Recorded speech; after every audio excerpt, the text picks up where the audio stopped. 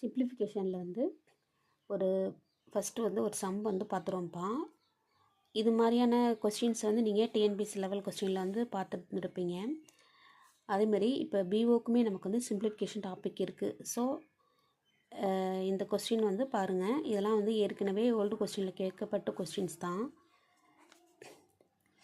a/3 equal to b/4 equal to c/7 எனில் a + b + c/c இதோட value வந்து என்னன்னு கேட்டிருக்கிறாங்க. இதுக்கு சொல்யூஷன் வந்து என்னன்னு பாருங்கள். இது எப்படி போடுறது அப்படின்னு சொல்லிட்டு, இது ரொம்ப சிம்பிள் தான். ஓகேங்களா? இதை நீங்கள் எப்படிலாம் போடணுங்கிற அவசியமே இல்லை. நீங்கள் இது மாதிரி ஃபஸ்ட்டு வந்து நீங்கள் எப்போதுமே ப்ராக்டிஸ் பண்ணும்போது இது மாதிரி ஸ்டெப் பை ஸ்டெப்பாக போட்டு பழகுங்க. ஓகேங்களா? அது மாதிரி போட்டு பழகுனா தான் உங்களுக்கு வந்து எக்ஸாமில் போயிட்டு டக்குன்னு வந்து உங்களுக்கு போடுறதுக்கு வந்து ஈஸியாக இருக்கும். நீங்கள் சும்மா அப்படியே கண்ணால் பார்த்துட்டு போனீங்க அப்படின்னா அங்கே வந்து உங்களுக்கு பயங்கரமாக தடுமாற்றமாக இருக்கும். அதனால் நான் வந்து எம்எஸ்சி பிஎட் மேக்ஸ் தான் இருந்தாலும் கூட நான் அதை வந்து எதுக்கு சொல்கிறேன்னா, நம்ம அதை பார்த்தா வந்து ஈஸியாக இருக்கிற மாதிரி இருக்கும். பட் அதை நம்ம வந்து ஸ்டெப் பை ஸ்டெப்பாக ஒர்க் அவுட் பண்ணும்போது மட்டும்தான் நமக்கு அந்த ப்ராக்டிஸ் தான் வந்து நமக்கு ரொம்பவே முக்கியம். ஓகேங்களா? அதனால் இது மாதிரி நோட்டில் வந்து இது மாதிரி போட்டு பழகுங்க. ஓகேங்களா? இதை வந்து உங்களுக்கு ஒரு லாஸ்ட் ரிவிஷனுக்குமே நீங்கள் வந்து யூஸ் பண்ணிக்கலாம். உங்களுக்கு வந்து நம்ம இந்த டாப்பிக்லாம் கவர் பண்ணியிருக்கோம் அப்படின்ற ஒரு ஒரு சாட்டிஸ்ஃபேக்ஷன் வந்து உங்களுக்கு கிடைக்கும். ஓகேங்களா? பாருங்கள், சொல்யூஷன் வந்து பாருங்கள்.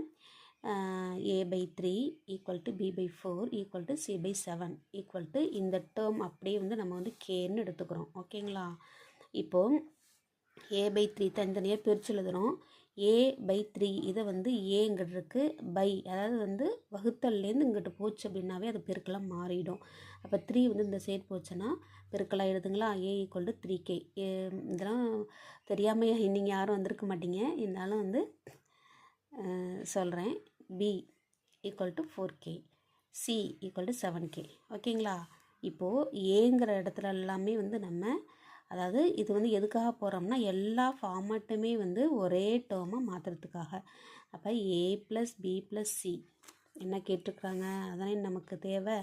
ஈக்குவல் டு ஏங்கிற இடத்துலலாம் 3k போடணும், பிங்கிற இடத்துல வந்து 4k, சிக்கு பதிலாக 7k. இதை அப்ளை பண்ணோம் அப்படின்னா இதான் வந்து ஆன்சர். பாருங்கள், 3k இதெல்லாம் வந்து அப்ளை பண்ணோம்னா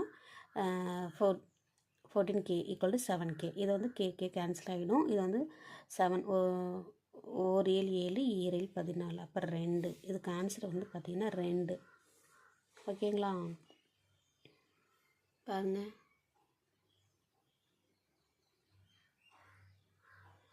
நான் கொடுக்குற கொஸ்டின்ஸு வந்து எப்படி இருக்கும் அப்படின்னா, ஃபஸ்ட் வந்து பிஓ ஓல்டு கொஸ்டினாக இருக்கும்.